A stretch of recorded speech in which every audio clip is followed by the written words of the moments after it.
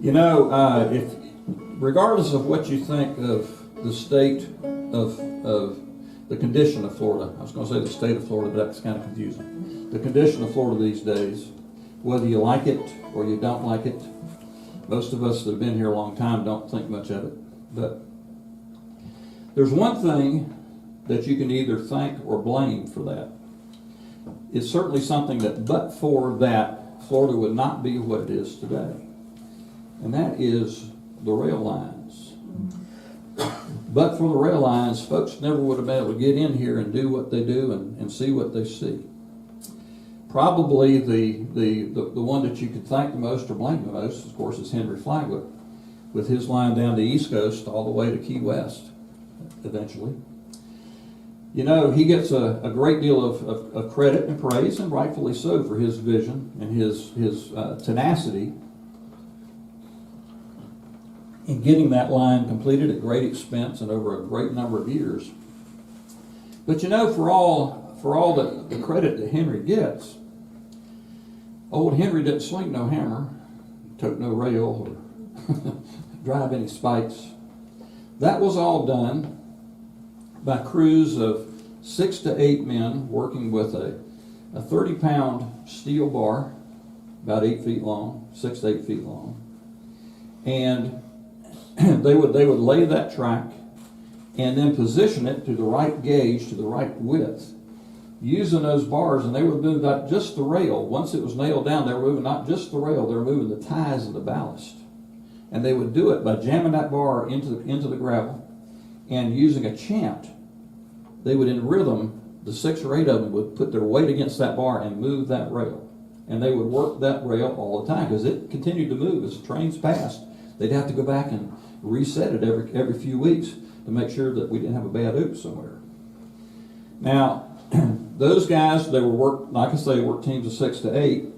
There were white teams and there were black teams. The black teams made exactly half what the white teams did for the same work. Hopefully we've gotten a little better than that these days, but I'm not sure. But these teams of workers were called Gandy dancers. The rumor is, and this is not confirmed, but the rumor is that those bars, most of those were made by the Gandy Tool Company up in Ohio. And because of that Gandy bar and the chants and the movements they made, which were like a rhythmic dancing, they were called Gandy dancers. And instead of remembering Henry, I thought we ought to take a minute and think about those guys and thank them. This is called Gandy Dancer.